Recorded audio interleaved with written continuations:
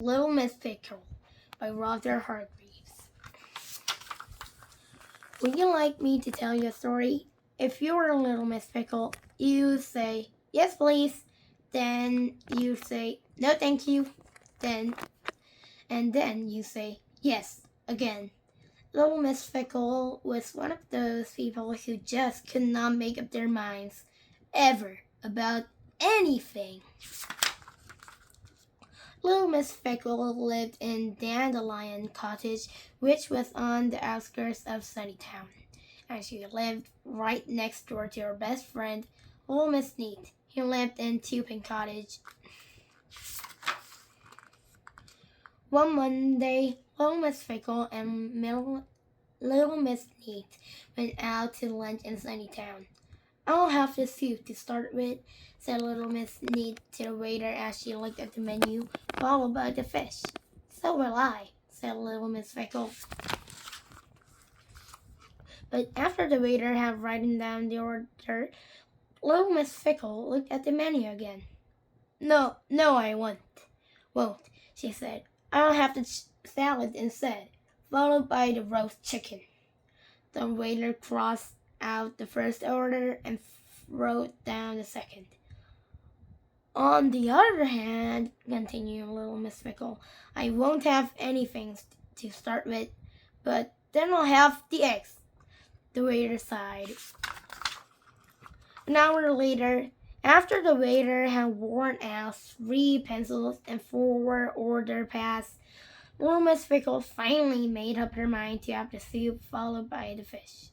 The waiter brought the soup. Little Miss Fickle looked at it. I'm not hungry anymore, she said.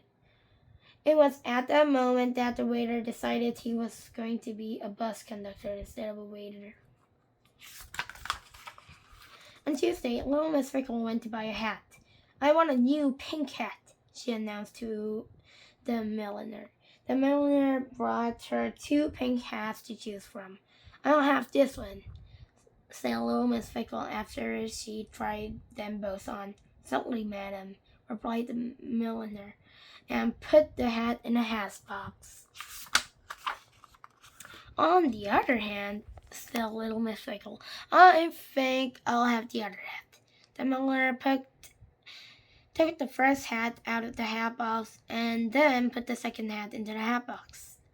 But, continued Little Miss Fickle, I think the first hat should be better, don't you? The milliner didn't say a word as she took the second hat out of the hat box and then put the first hat back into the hat box. She handed the hat box to Little Miss Fickle. Little Miss Fickle looked at the milliner. Do you have any blue hats? She asked. It was at that moment that the milliner decided she was going to be a ballerina instead of a milliner. On Wednesday, Little Miss Fickle went to the butcher's. I like some sausages, she said.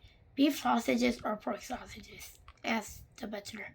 Pork sausages, replied Little Miss Fickle. The butcher wrapped up the pork sausages. But beef sausages will be nicer, said Little Miss Fickle. The butcher unwrapped the pork sausages and wrapped up some beef sausages instead. On the other hand, continued Little Miss Fickle, chops would be tastier.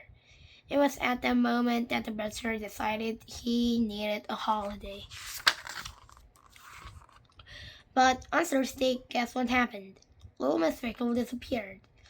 Little Miss Neat had seen her pass Tupin Cottage on the way into Sunnytown, but she hadn't come back. She didn't come back on Friday either, so Little Miss Neat went looking for her. She met Mr. Muddle.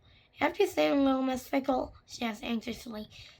Mr. Muddle looked at her in a puzzled sort of way. Did you say, have I been for a little tickle? He asked. Oh, Mr. Muddle, said Little Miss Neat and hurried on.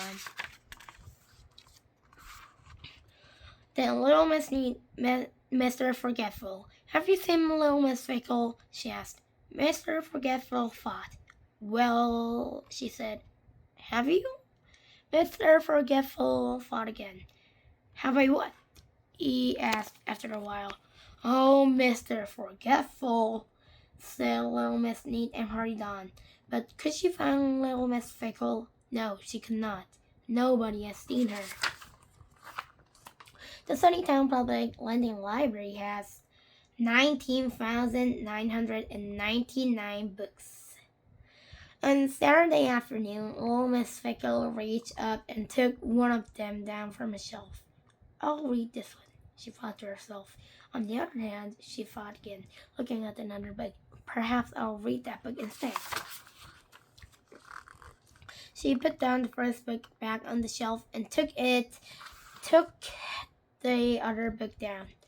It was the 19,999th book she had chosen. Little Miss Fickle had been in the library for 3 days choosing a book. 3 whole days choosing just one single solitary book. She went home carrying her book.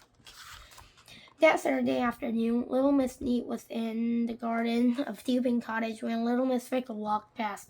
Where have you been? She called out. To the library, replied little Miss Fickle. For 3 days? Exclaimed little Miss Neat. Well, explained little Miss Fickle, I wanted to choose the right book. And she held it up, and she stopped and looked at it. Oh, botherations, she said. I've read it before. The end.